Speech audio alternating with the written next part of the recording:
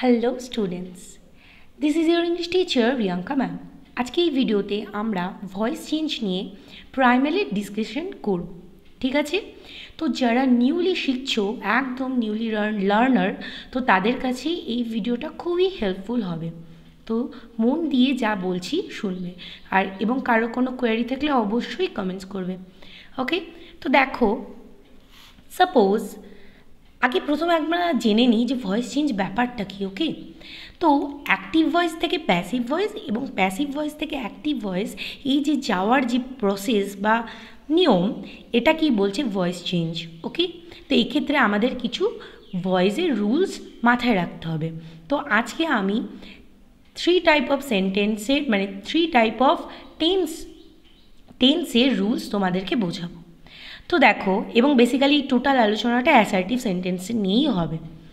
তো present indefinite এবং past indefinite দুটোকেই পাশাপাশি রেখে ভয়েস চেঞ্জ আমি তোমাদের শেখাচ্ছি। তো দেখো, যদি আমি বলি উই লার্ন ইংলিশ, আমরা ইংরেজি শিখি, তো এটা কিসে রয়েছে? এটা প্রেজেন্ট ইনডেফিনাইটে রয়েছে, সাবজেক্ট ভার্বের ফার্স্ট ফর্ম অবজেক্ট, এটা অ্যাক্টিভ ভয়েসের রুলস, এবং এটা প্রেজেন্ট ইনডেফিনাইট টেন্সের রুলস। তো এটা থেকে যখন আমরা প্যাসিভ করব, তখন কি হবে অ্যান্সারটা? English is learned by us. Okay, তাহলে বাংলা হিসাবে করে দেখি, আমরা ইংরাজি শিখি, বাংলায় আসবে কি? প্যাসিভে যদি ভয়েসে করি দেন এটা কি হয়ে যাবে? ইংরাজি আমাদের দ্বারা শেখা হয়। ওকে, তো এটা রুলস কী হবে? অবজেক্ট সাবজেক্টের আকারে বসবে, then to be verb am is are plus ভার্বের third form by plus object, যেটা আর কি সাবজেক্টটা অবজেক্ট আকারে গিয়ে বসবে। ওকে, তো দেখো, তাহলে এবার দেখো, এক্ষেত্রে একটা জিনিস বলি যে আমি একটু আগে কী বললাম? English is learned by us বললাম। এই আসটা কেন হলো? তো যখনই অ্যাক্টিভ থেকে প্যাসিভ ভয়েসে যাবে, তখন কিছু কিছু স্পেসিফিক প্রোনাউন্স রয়েছে যেগুলো শেষে অবজেক্ট আকারে বসার সময় সাবজেক্টটা চেঞ্জ হয়ে যায়। সেগুলো কি কি? দেখো, আই থাকলে হয়ে যাবে মি, উই থাকলে আস, দে থাকলে দেম, হি থাকলে হিম, শি থাকলে হার, আর ইউ থাকলে ইউই হবে।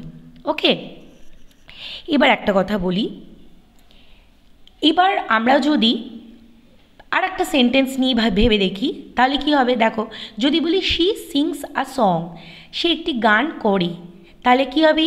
একটি গান তার দ্বারা করা হয়, তা কী হবে? A song is sung by her. Okay, এবার চলো আমরা পাস্ট ইনডেফিনাইট টেন্সের ক্ষেত্রে লক্ষ্য করি।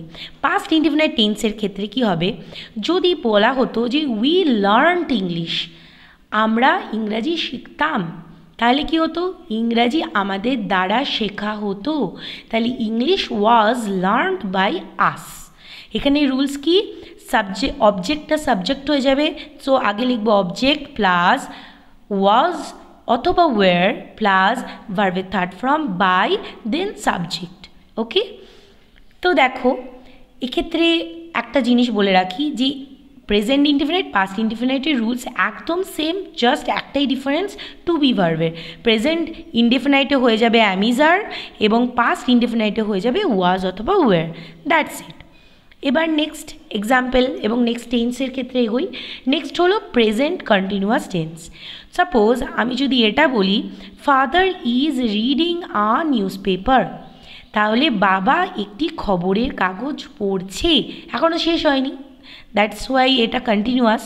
সো দেখো কি বলছে, যে বাবা একটি খবরের কাগজ পড়ছে, তাহলে একটি খবরের কাগজ বাবার দ্বারা পড়া হচ্ছে, তো এটা ভয়েস চেঞ্জ করলে কি হবে? A news paper is being read by father. এখানে কিছু স্ট্রাকচারাল চেঞ্জেস হচ্ছে। কি?